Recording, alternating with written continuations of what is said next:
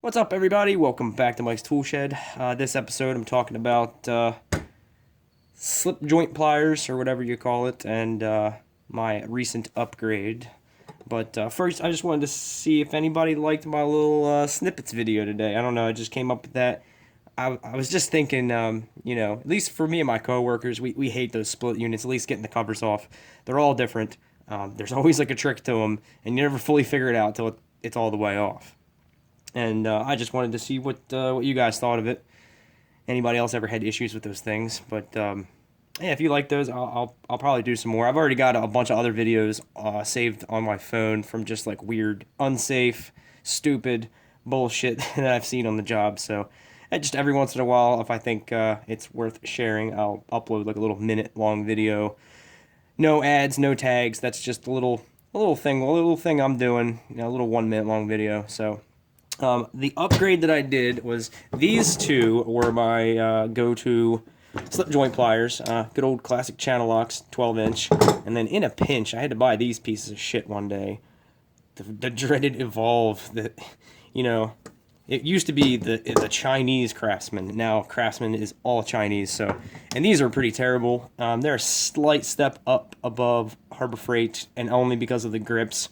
But this little nut gets loose all the time. It is not... Well, this is a driven rivet that just stays put, so you never have to worry about that coming apart. And I've seen these where this was staked, where they dent several spots around. Actually, are these staked? Now you can kind of see it on these. These little triangles here, that's where they stake these nuts so they don't move around. And I've seen that kind of thing on these before, but this doesn't have that. These get loose. They're just big and bulky. I mean, the channel locks are pretty bulky, and these are even bigger. The teeth, yeah, they just kind of suck. I mean, they don't look too bad, but they were really sharp when I first used it. I think the first thing I put it on, one crank on it, and all the teeth were all rounded off. So I replaced these. These are going somewhere else with these bad boys. This is the tool that I first heard about Knipex, and I don't care. No, please, no comments about the pronunciation.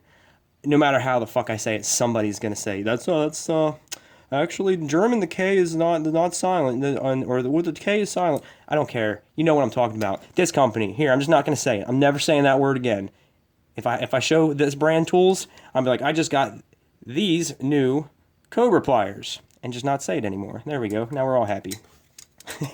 So I didn't really, I'd heard these are great and everything, and never even held a pair before. But I picked these up from KC Tools, and I must say they're pretty incredible. I looked at a bunch of other videos on these to try to say something a little bit different. If you want all the ins and outs of the steel and the forging and the handles, there's real technical videos on this. But just first impression, it is going to need some breaking in, and you can see I put some oil on there to try to help it slide. It's a little sticky. The anti-rust coating is a little sticky, but I'm sure they're gonna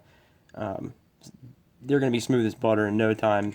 But they're still really smooth right off the bat. They just do. I don't know if I'm just not holding it at the right angle, but they get a little hung up. Other than that, my only tiny little minor gripe. These things are incredible. Mainly, there's a bunch of good things about these. Like these, if I really try, and I'm not gripping all the way down here, I'm kind of in the middle of the grips. I can easily bend these. That's not hard at all. And if there was more of a gap there, well, I can make more of a gap. Oh, no, that makes less of a gap. But they're a little flexible. Don't get me wrong. I like the USA-made channel locks. But these are... I mean, I gotta try as hard as I can to get... And I'm not really trying that hard for this. But these are a brick shithouse of slip joint pliers. Maybe you don't call these slip joints. I don't know what you call this design.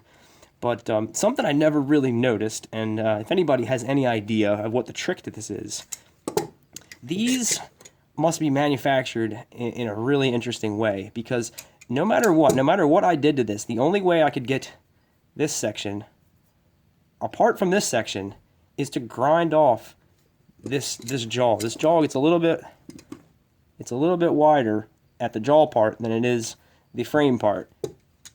must be forged like together. There's no way to get that out. This is not coming out. This handle gets thicker here, and this head gets thicker here. If anybody has any idea how they do that, I mean, I have some kind of a roundabout idea, but I mean, that's got to take some extra care in manufacturing to make them like that. So they physically can't, excuse me, they cannot come apart. I just thought that was really cool. I'm like, wow, they actually make them like that. Like, I'm just wondering, like, at what step do they join them together? But the little spring feels pretty good. You got this little, I guess if this wears out or gets damaged or something, you can replace that little section. But even if you take this off, this thing still floats in there. So I don't think this is removable either. This is all, once it's made together, this is not coming apart. The only part you can get off is this spring and the little screw. But really, really interesting design. And a couple things I really like about it is it's lower, or it's narrower. Like, this takes up less space than these, but these are both 12-inch models. They have that much more gripping ability. And even so, because of these little dents, or these little notches in the teeth, you could even really grip onto something like that. Whereas you get to here with these, and you're gonna slip off. You could grip something an inch bigger than with the channel locks. So I'm in love. These things are awesome. I like the shape of them. They feel sturdy as hell. Really good steel, really good forging. Knipex Cobra, made in Germany. Sorry, shit, I said I wasn't gonna say that. And even this, I know this is probably like a indexing feature in the manufacturing, but it looks like a little eye. Like it's, hey, welcome back to Mike's Tool Reviews. So, just a little update. I'm not going to do a full review on these. Everybody knows they're awesome. I'm just confirming it. So, if you can spare the $45 or so, or whatever, I don't remember what these cost, they're better than the channel locks. There's nothing wrong with these. As far as slip joint and the groove slip joint pliers, these are the best. I mean, they're I believe they're the original designers of this style of pliers, so much so that people would call these channel locks. They're not channel locks. It's like the name brand is taken over that exact style, like, you know, like Kleenex or chapstick, that sort of thing. So, but these are badass. I'm probably gonna replace these in the tool bag with the 10-inch version of these, the little smaller version, and see how that goes. But I'm gonna work with these two for a little while and see how it goes. So that's it. These are gonna go in the toolbox. They're not the worst thing in the world, but holy shit, is that an upgrade? I think these were $10. These were $50 maybe. I don't remember, but I highly suggest them if you can afford the price difference. But you can still get a lot of stuff done with these. These are just a little bit better. So that's it. Let me know what you guys think, if you have them, if you like them, if you have any idea how the fuck they make these things. That's just really cool. I was also thinking maybe this is why they widen this, because I don't know how you would add that material, the width. So maybe when this is hot, they leave a little gap, slip this part through the gap, and then close it back up before it cools. Maybe something like that. I don't know. Let me know in the comments. As always, thanks for watching.